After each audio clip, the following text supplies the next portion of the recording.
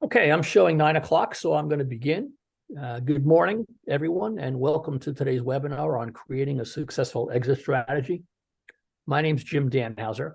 I'm a volunteer with the Cape Cod and Islands chapter of SCORE, and I wanted to cover just a few introductory items before turning things over to our facilitator for today, my friend and colleague, Bob Matterstock.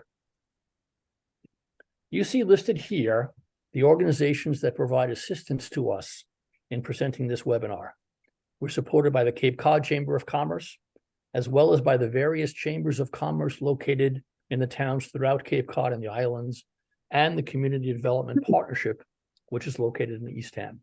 As always, we're very grateful to all of these organizations for their ongoing support of our educational efforts. For those of you who are unfamiliar with SCORE, we're a fully volunteer, nonprofit organization and a resource partner of the U.S. Small Business Administration. SCORE's mission is to foster vibrant small business communities through mentoring and education. We've been pursuing this work since our founding in 1964 through educational opportunities like this webinar, and by providing mentoring to people who are in business or who are thinking about starting a business. We benefit from having over 50 volunteer mentors and subject matter experts in our chapter here on Cape Cod and the islands, people with a broad array of different business experiences and expertise, and all of whom stand ready to provide mentoring assistance to you in connection with your business activities. Same holds true for all of the chapters throughout the Massachusetts and Rhode Island district of SCORE. And we can connect you with SCORE mentors throughout the country to be sure that we can have you dealing with people who have the appropriate experience and expertise for your particular situation. If you'd like to pursue this mentoring help, all of which is completely free and absolutely confidential, there are a couple of ways that you can proceed. First, you could go to the SCORE website for the national organization. That's www.score.org.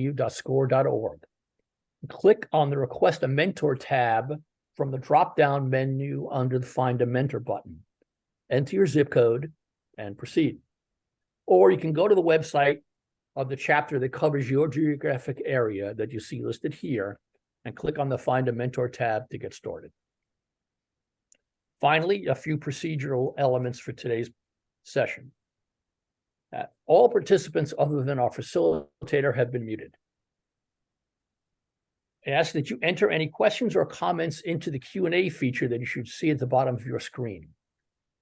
Don't enter them into the chat. I'm going to be following the questions as they come in and putting them to Bob as he goes through his discussion. And it's simply easier for me to do that if I have to follow one feature as opposed to toggling back and forth. Be aware that this webinar is being recorded. We will send the link to the recording to all who registered for today's session prior to once that recording is available, which will happen in the next day or two. And I'll launch a poll right near the end of this webinar. I'd appreciate it if you would fill that out before you leave.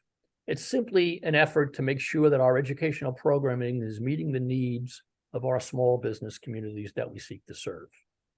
And with that, I'll turn things over to our facilitator for today, my friend and colleague, Bob Matterstock. Bob, take it away. Thank you, Jim. Let me share my screen here.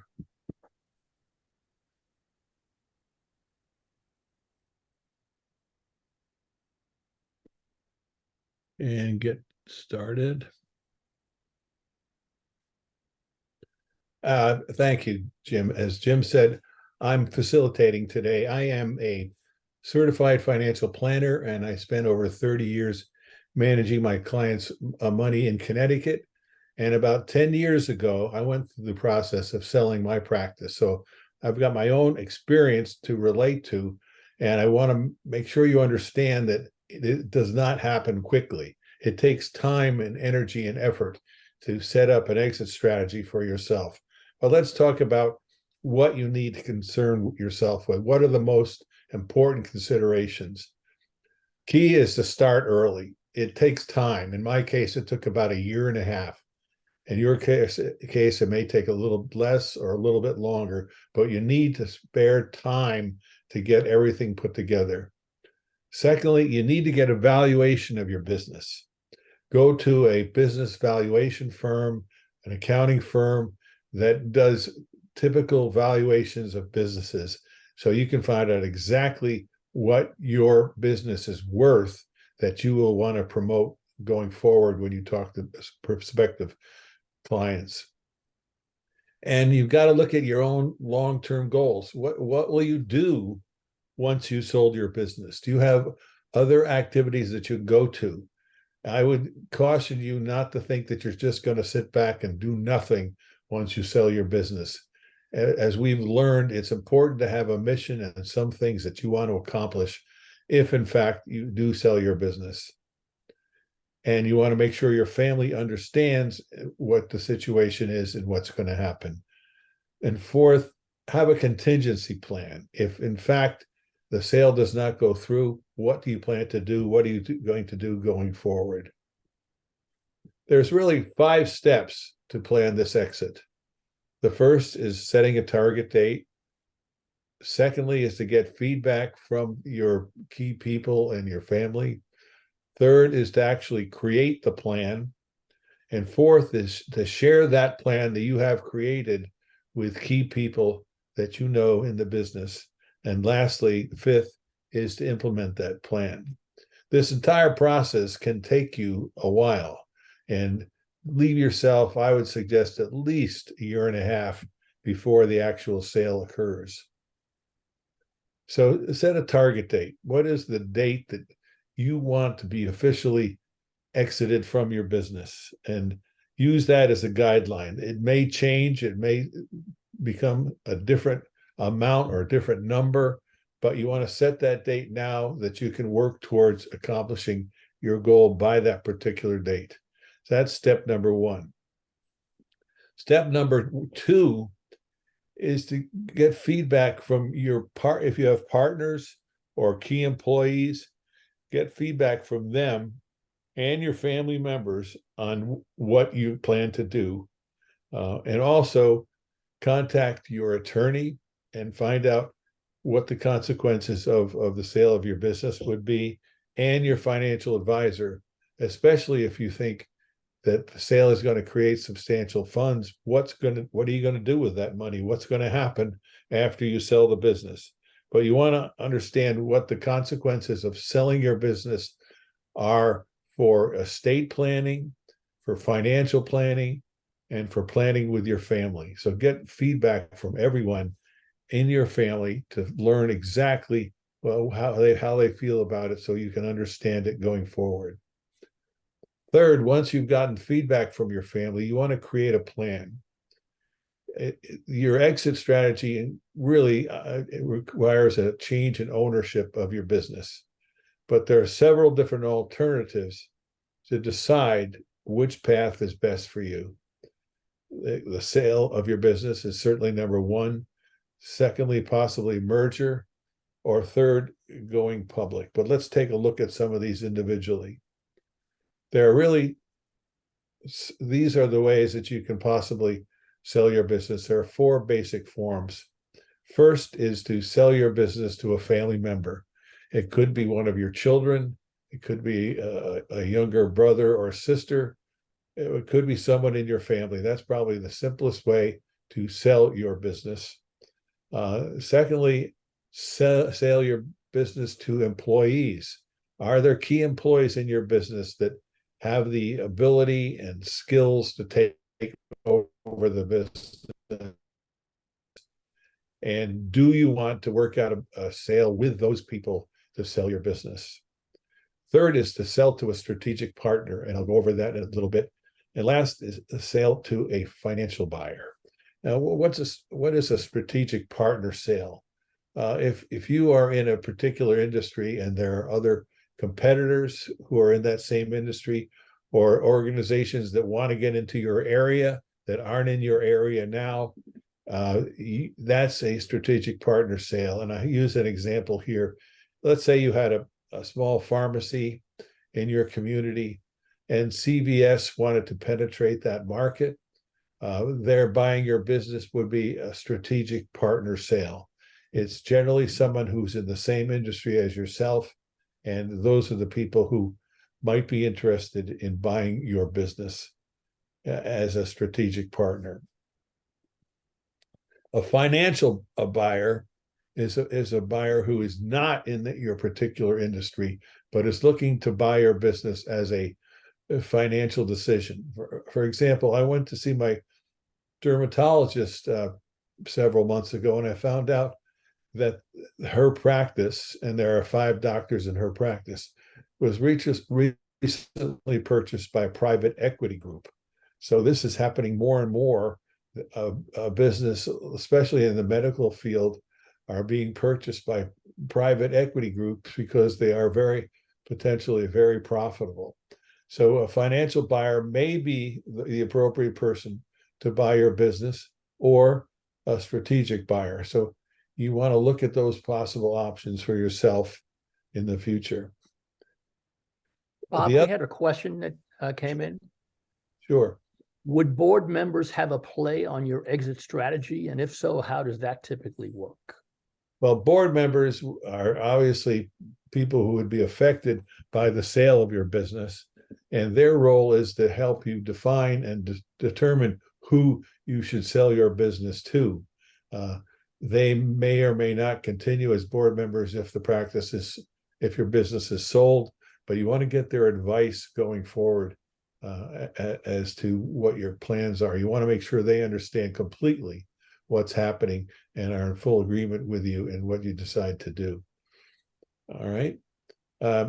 2 other options for exit strategy are a merger. Let's say you want to merge your practice with another firm, possibly the same size as yourself, to create a much larger organization. You can merge your businesses together to create a larger organization. Or lastly, if you have substantially large business, you might consider going public. But going public is a very expensive proposition. It requires meeting several legal requirements, utilizing firms that will put you out in the marketplace, and it's much different. And probably most of our small businesses will not be looking to go public. Now, once you have created all this information, you want to communicate the plan to your key management, your family, and other people who are close to you, so that they understand what your strategy is and what you plan to do.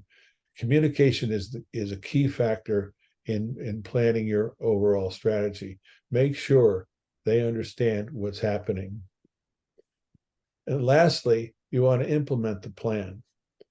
You should talk to your key advisors, and again, your board members are part of that situation, your financial planner, your legal counsel, and your estate planning professional, so everyone understands what the impact of that program is. And I would suggest you consider employing a business broker, especially if you're in a business that you really don't know how to go about establishing a sale program.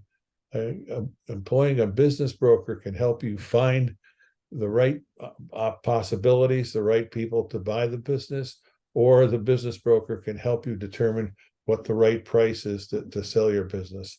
And most business brokers only get paid when you sell your business, and they get a small percentage of your proceeds from the sale. So those are the 5 steps in accomplishing a exit strategy for yourself. And I want to give you time to open up and ask some questions related to the situation. Are anyone out there right now considering selling their business? Let me know if that's possible, if you're going to do that. While folks are thinking about doing that, Bob, maybe you could talk a little bit about your direct experience when you sold your business and how that whole process worked. Sure. Well, it's obviously you establish what you want, and the sale of my business was based upon the amount of assets that I was managing, and there are some pretty standard factors that are used in determining what your business is worth based upon the assets that you manage. But then I had to get a good attorney to help me put together my plan. And then the firm that I sold my business to was a regional accounting firm. And they had not been in the financial planning business, but they wanted to enter that business. So it was just a matter of them agreeing with me as to what the value of my business was. And it took us about a year to put together a strategy, because when I sold my business to them, I decided to continue to work with them for a period of time and get paid a salary while I was transitioning the business over to them.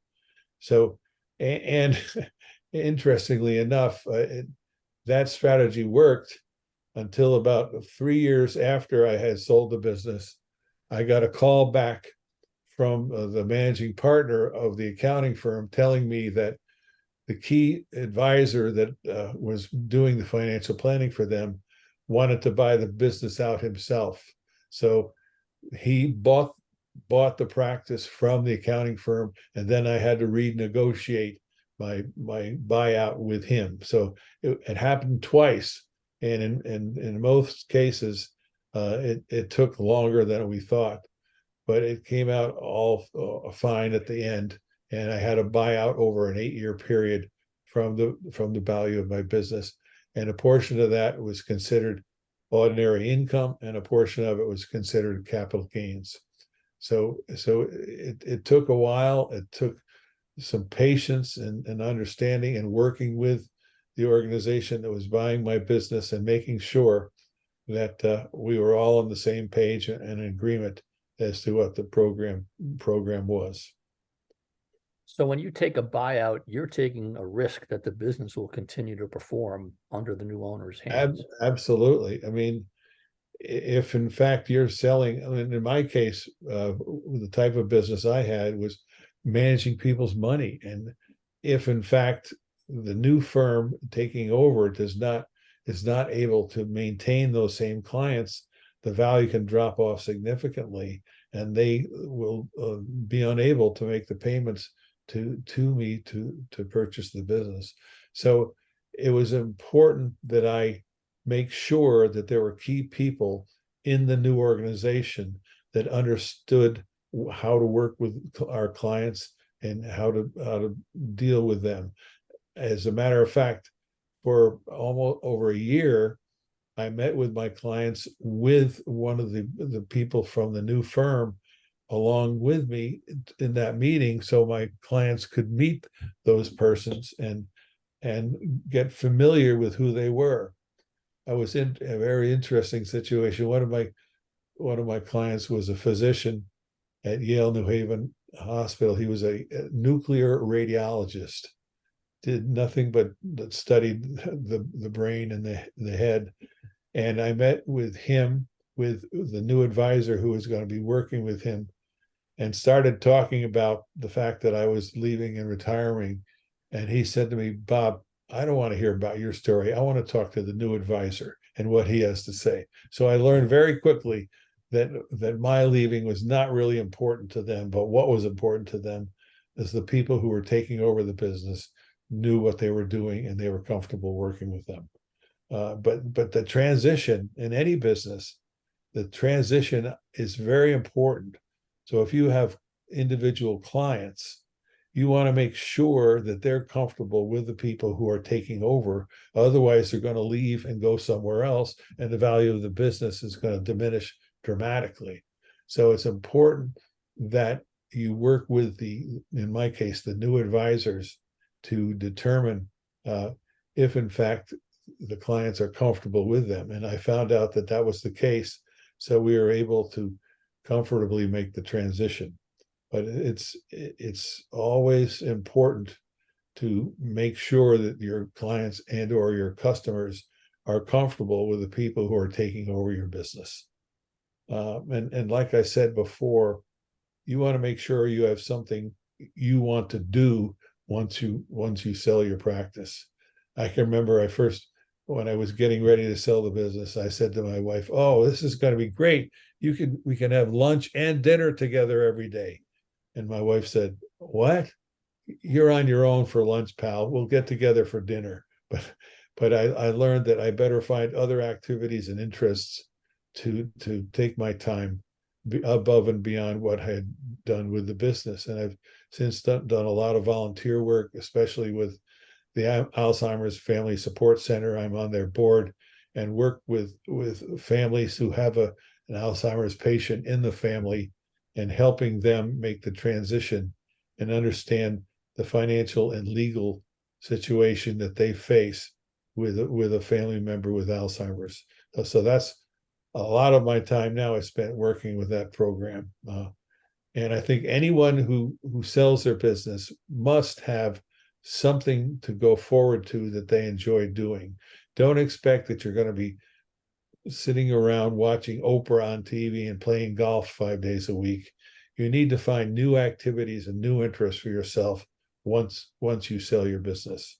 And that, I think that's critical to continue to be happy. A couple more questions have come in, Bob. That's all very, very helpful information for people from a real world perspective. My business is contract related. What if I just sell the contracts? That's certainly one option. If you want to stay active in the business yourself, you can just sell those contracts and then possibly get new contracts. That's really not selling the business per se. It's selling the contracts that are part of your business.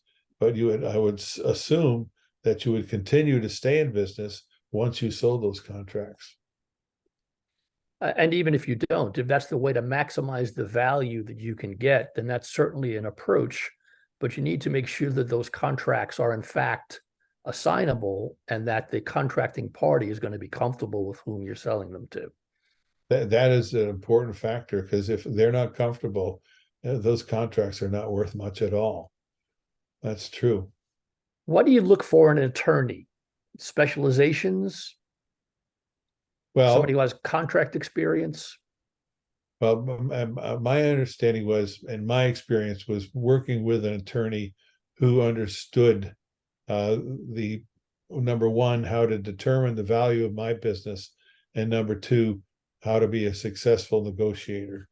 I was really pleased with my attorney because we were in discussions for maybe 5 or 6 weeks before we came up with a final solution, and my attorney really took charge of the whole process. And it's important that you have an attorney who really understands the buyout process and the sale of a business, who can work with you and accomplish the goals that you want, because it can get really sticky when attorneys on both sides are asking for certain things and trying to accomplish their ends. You want an attorney who's working for you, who's strong and powerful and understands the buyout process.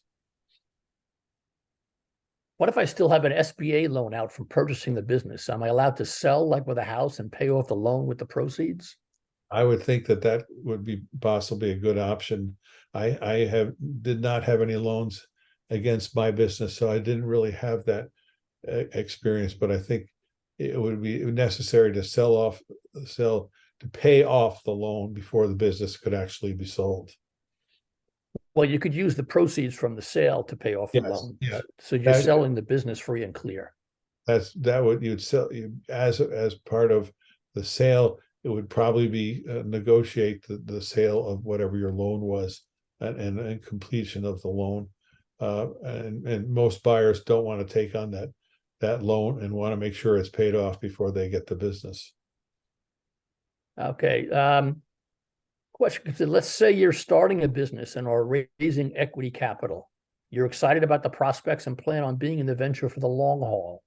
However, might it be prudent, or is it our obligation as entrepreneurs to prepare a viable exit strategy for those investors in your new business to help facilitate raising that capital?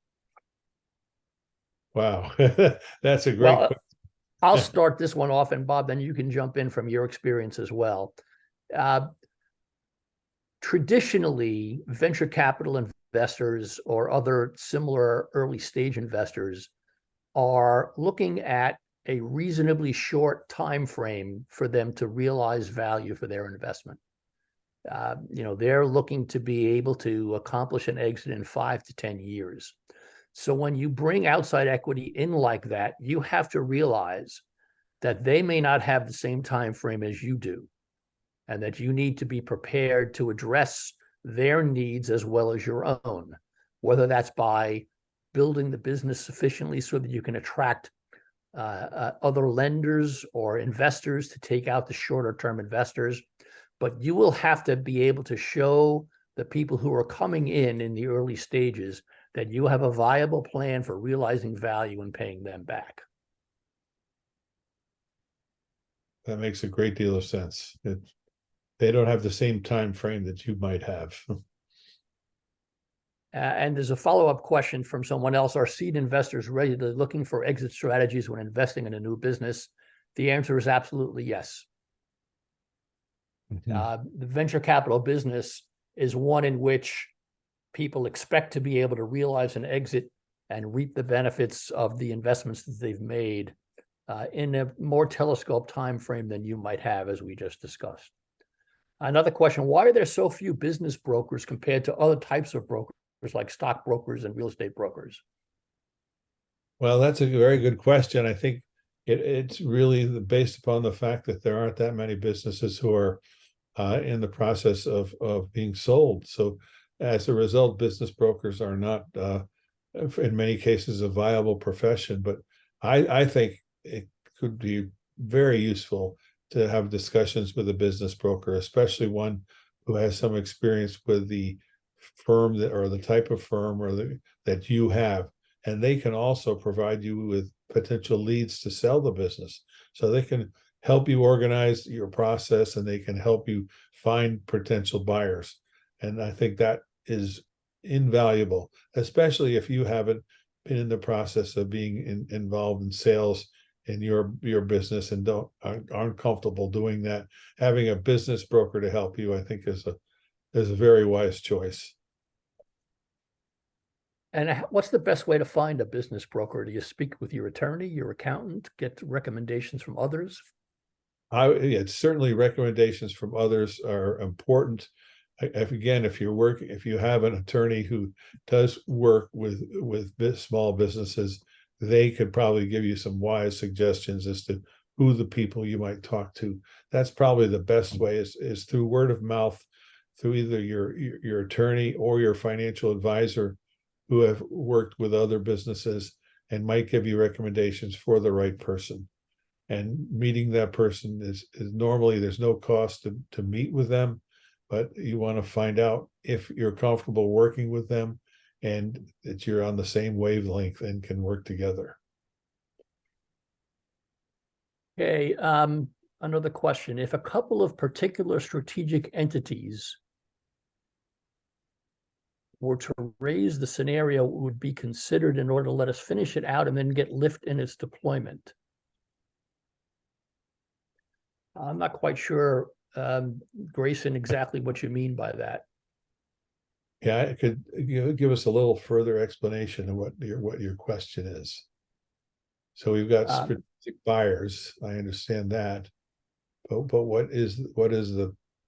I guess the follow-on question is, what about a joint venture prospect? If you don't want to leave what you've been working on, could you negotiate a position within the buyout or joint venture if there is a strategic alignment? Does this ever happen? That's effectively like a merger. Right.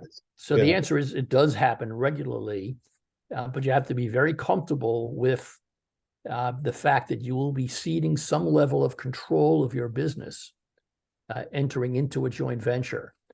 And strategic alignments at the inception may change over time. So it's a matter of making sure you do the appropriate due diligence to make sure that you are entering into a venture with an individual or entity that shares your vision for where you want the business to go.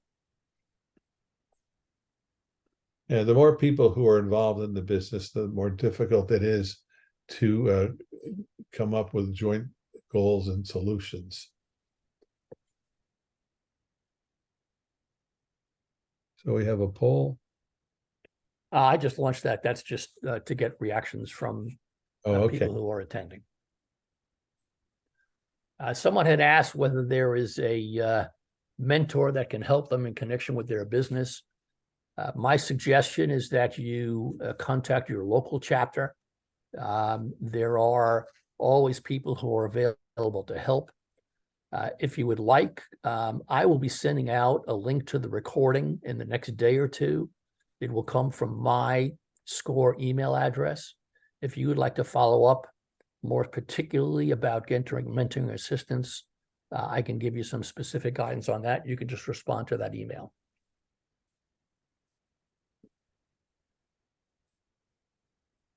Okay, do we have any other questions from people? I know that we've covered a topic that is really important to people. Everybody knows that you get into small business because you love it, but you're also getting into a small business to make money and to realize value for yourself. So as Bob said, achieving value is something that is important, and you need to make sure that you are thinking about that throughout the entire time that you're running your business. We have any further questions? Hang on for just a sec.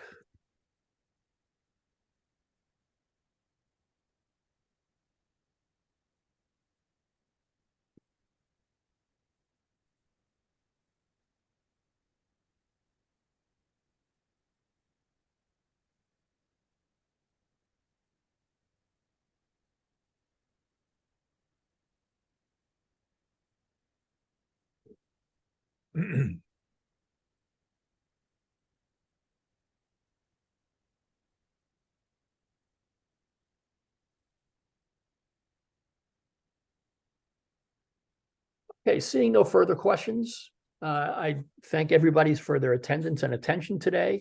Bob, as always, thank you very much because you bring all of your real world practical experience to the issue, and it's an important one for people to stay focused on.